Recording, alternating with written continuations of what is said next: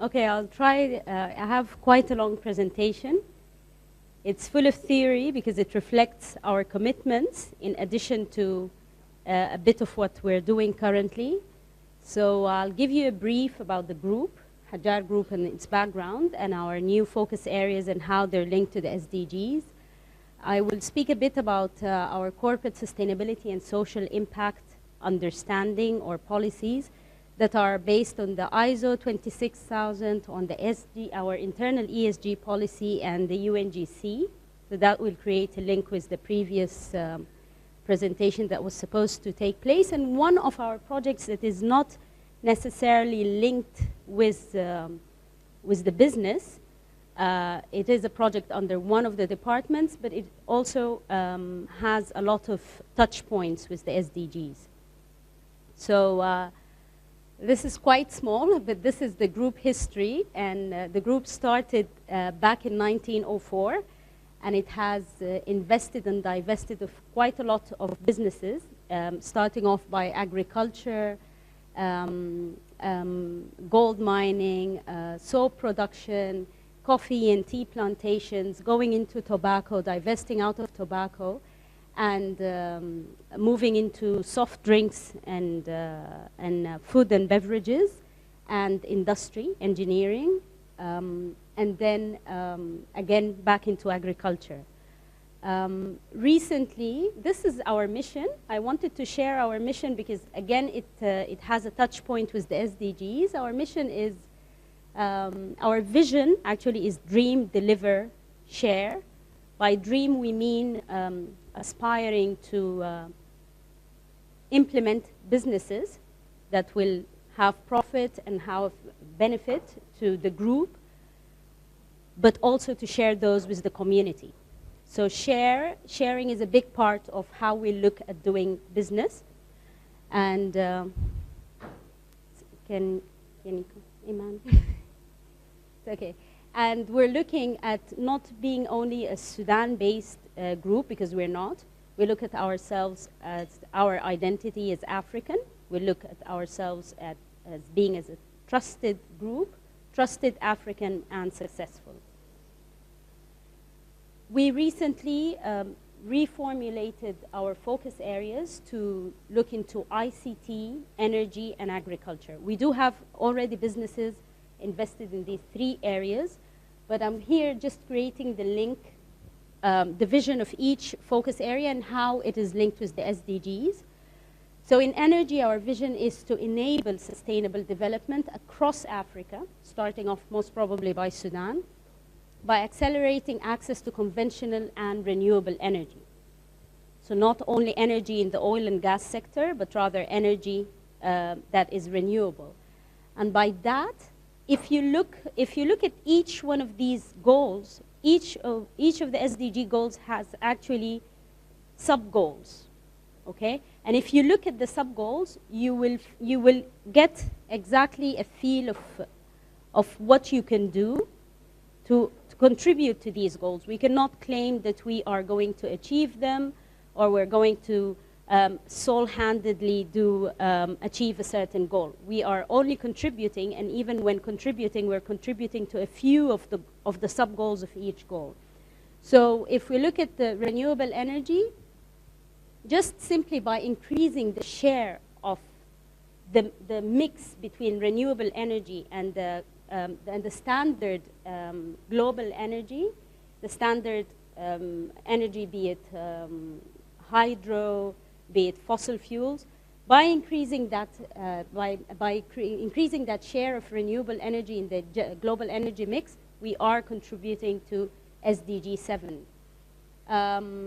Again, expanding infrastructure and upgrading technology for supplying modern and sustainable energy in all developing countries, and particularly the least developed countries, which the majority of also lie in Africa, we are contributing to SDG 7.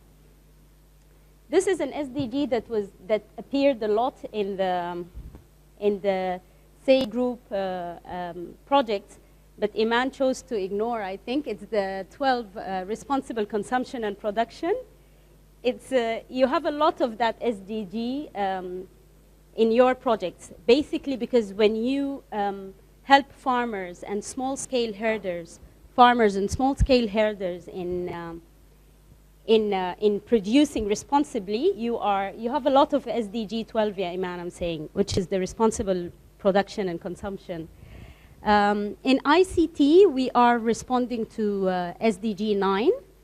So by significantly increasing access to information and communication technology, we have an ICT company that operates in Ghana, Nigeria, and Senegal, and another in Sudan.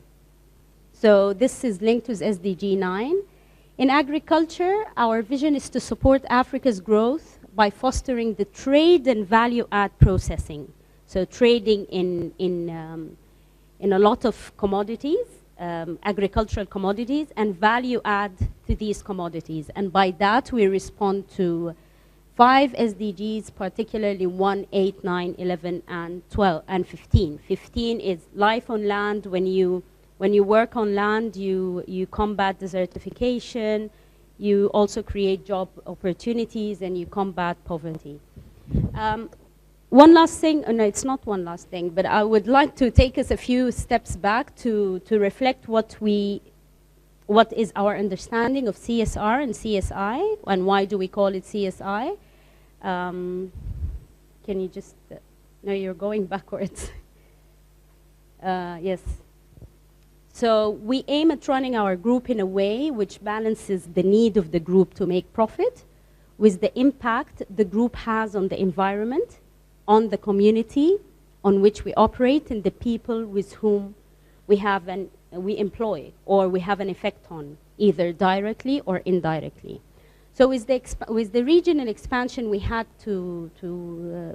underwent, we had to comply with international CSR standards. So our CSR policies are led or guided by the ISO standards 26000, by the UN Global Compact 10 principles, and by the UN Sustainable Development Goals, and our ESG policy. So hence, we have gone the extra mile not to only deal with the negative impacts, because as a business, whether we like it or not, we do have a negative impact. So you need to deal with the negative impact, and we are striving to fully integrate social, environmental, and governance issues into our business plans and our strategic plans. So the core business activities. Hence, we transformed. We do not refer to CSR or corporate social responsibility anymore. We do not refer to it as such. We refer to it as corporate sustainability and social impact. When we look at our CSI principles, we are basing them on the ISO standards of organizational governance, fair operating practices, the environment, labor practices, community involvement and development, human rights, and consumer issues. So we look at different things under these themes, ranging from compliance to environmental projects, to community development projects that could be education, it could be health, it could be water and sanitation, it could be calculating our carbon footprint, it could be how we deal with our consumer issues, it could be having a responsible supply chain, fair competition, accountability, transparency. All of these factors fall into a business being sustainable and minimizing the negative impact we could have. We have recently adopted a policy, an ESG policy, which we are yet to transform into activities and indicators for monitoring and evaluation.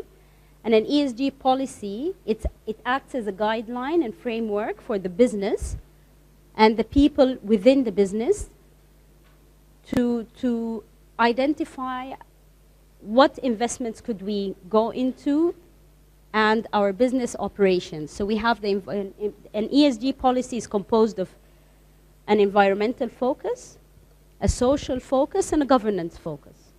So our environmental focus is mainly around reducing our carbon emissions and promoting material efficiency in our supply chain. Our social focus involves the well-being of our employees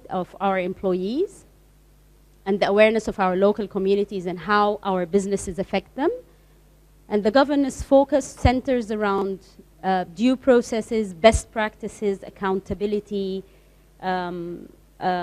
compliance, anti-corruption, and all of that. So I will not take you through these. If you can just move on until, because these are detailed activities that we can do and are doing under the environmental and social and governance focus. We are also a signatory of the UNGC. The UNGC local network, we have been, the chairman, our chairman, Sayyid Anis Haggar, has been one of the founders of the local network. However, we have not been signatories for the purpose of not wanting to report because of an internal policy that we do not want to report on whatever we are doing in terms of community development and so forth. That was an internal decision, but that was later changed because the reporting format of the UNGC, you just report against the SDGs or the sustainable activities you're having. So we became an official signatory back in April 2017. Our first report to the UNGC was submitted in 2018. We have been marked as active, which means that we are actually responding to or doing activities and measures against the 10 UNGC principles. Of course, UNGC 10 principles are around 4 themes: human rights, labor, environment, anti-corruption. So if you take these 4, you can skip this. If you take these 4 focus areas and work on them, you are already cutting a long way or crossing a long way in making your business sustainable. I'll give you just a quick example of one project that is strongly linked to the SDGs, particularly SDG 17, because it has been implemented in partnership with local NGO and community-based organizations and the WFP. And it's a project of procuring and distributing fuel-efficient stoves for women in Darfur. It has been implemented in 10 villages with additional sub-villages. So the project is actually a partnership between Haggar, a company called, at the time it was called Carbon Clear, but it has been changed, and UNWFP that have been acting as advisors, but Women Development Association Network is a local NGO composed of 63 or community-based organizations in Al-Fashir, composed fully of women, and they were the actual implementers. We were co-implementers, and WFP and Carbon Clear were providing us with the technical support. The aim of, or if you can go back please, the objective of the project is to reduce the depletion of natural resources, namely firewood, in the state of North Darfur via the promotion of a stove that is fuel efficient. Please. The location of the project is in Al-Kuma and Al-Fashir localities, and the villages have been selected based on the need for intervention because of the depletion of the firewood. We have distributed 5,000 stoves, and we aimed at reducing 5,950 tons of carbon, of CO2 per year, a total of 41,000. That was the initial figure when we initiated the project. The project started in 2013. The actual activity started in 2014. We recently have been monitored and evaluated and verified that in the first 3 years only, we have reduced 12,681 tons. So the idea of the project is to actually generate income by trading these carbon credits and sharing the income with Women Development Association Network. The impact or the benefits of the project are very much linked to the SDGs in terms of improving the air quality inside the huts. It has a cash saving or a money saving component. It has an employment component because people from all the participating villages were involved in the assembly and distribution of the 5,000 stoves. It reduces largely the time and effort spent in the firewood collection, and in biodiversity because it significantly reduced the firewood consumption. Yeah. Access to energy services and emission reduction, so an impact on the environment, and the fact that once we collect the money for the carbon trading, it will be shared back with the community. So this is the stove. This is one of the ladies, and a quote from her end saying that using the stove has made a big difference to their households as it does not emit smoke and is very light, enabling them to move it from one location to the other. Smoke used to bother them a lot, irritating their eyes, chests, and making their kids sick. So, yeah. Can you please move? These are the SDGs linked with this project. It's the no poverty because of the cash saving, addressing indoor air pollution, so good health and well-being. Gender equality because it built the women's managerial capacity. It was a project solely run by women. Affordable and clean energy, so promoting energy saving techniques. Climate action because of reducing the greenhouse gases. Life on land, contributing to environmental conservation because it reduces the consumption of firewood. And most importantly, partnerships for the goals. Because this was a project that was a pure partnership between a local NGO, a private sector, and a UN agency. If you would like to read more about these projects or about our work with the UNGC, you may access these websites. I can share the link with Nada and the team. Thank you.